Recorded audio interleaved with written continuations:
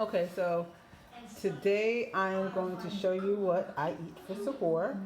I usually eat raw oats cereal because it sticks with me almost the entire day because it's raw, but I don't like to eat it plain by itself all the time. You can eat, so I make granola, so I'll eat granola and raw cereal. So today I'll show you how to make granola. First you need about, I use about, this is about 6 cups of raw oats. Um, and I also, you can use any, what I like about granola is you can make it any way you like. But you do have to roast your oats and any nuts that you use. I personally like the flavor of peanuts, like, because I love peanut butter. So I'm going to put in about um, maybe a cup or a cup and a to 2 cups of nuts that you add to it. See, and you just mix these together. So everything that you roast should go together. So you can put walnuts in it. You can put pecans. You can put almonds. I'm using peanuts today. So the next thing you need to do is you need to melt about, I'm assuming that that is about a quarter of a cup of butter. You don't have to use that much butter if you want to. If you're vegan, you can use a little bit of oil.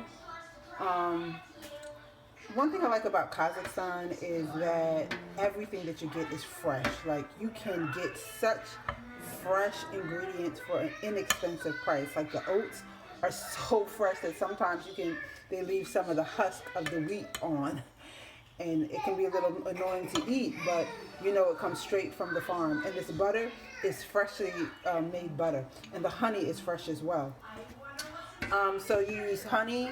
I say about a half a cup of honey and about a quarter. I use a quarter cup of butter because I like the buttery flavor. And I think I might have put too much, but maybe a little less if you like.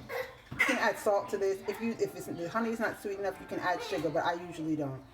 So you want to melt this on a high heat. Because all you want to do is melt this so then you can pour it into your oat mixture and make sure the butter and, I think I used too much butter. I'll take that out. Ooh, honey butter. Ooh. You want to make sure that the honey and the butter is nice and well mixed inside of the oat mixture. So I just have to melt this butter. Yeah. So everything in Kazakhstan is basically fresh. Like, you can go to the farm. Like right now, we get most of our oatmeal and our cheese from a dairy farm, and so the oats come from the farm as well. And there's an apple juice that comes from natural apples that have no preservatives in it. It's basically pressed, packaged, and sold. Delicious, and it's inexpensive. So like honey, and also the Kazakh culture is a tea culture, so there's so many different types of flavors of honey.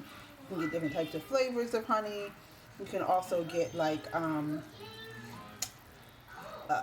different types of honey, like honey that's been pollinated from buckwheat, from flowers, from honey that's like white and tastes like marshmallows, and it comes from the queen bee's hive. Okay, I need to turn down this heat all the way down. I don't really want it to boil too much. I just need to melt the rest of that honey. And it's almost melted.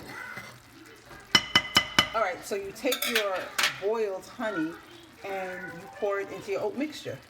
What I love about this recipe is that it's not an exact science. You can add almost anything you like to your specifications or your flavors to make it taste delicious.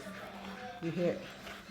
You just have to. So right now, what I'm trying to do is make sure all the oat is coated with the honey. So you want all it to be coated with the honey mixture. I did not add extra salt because my peanuts are salted.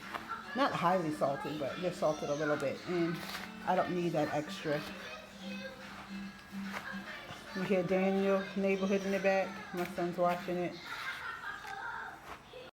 We're about to read Quran. So anyway, just continue to mix this until everything is coated.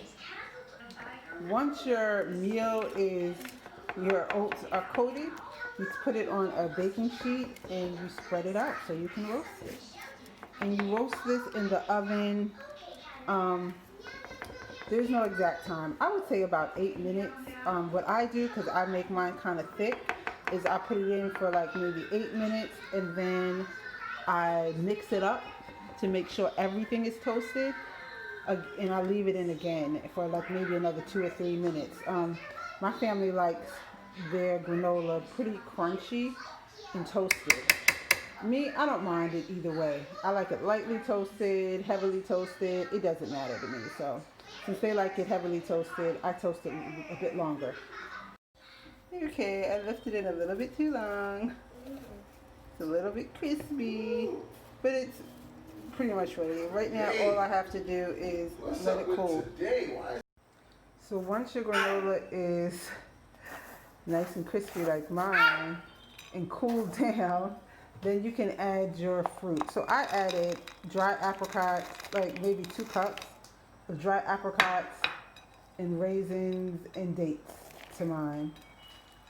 If you want, once it's cooled, you can put like chocolate chips, you can put coconut, M&Ms, anything you choose. And what I forgot to tell you is you can add cinnamon or cardamom or nutmeg, any seasonings, but you need to do that. You should do that to the honey or to the oats and the nuts before you do the honey. So basically that's it. You just take this and then mix it all up, put it in your container, and now you have granola cereal.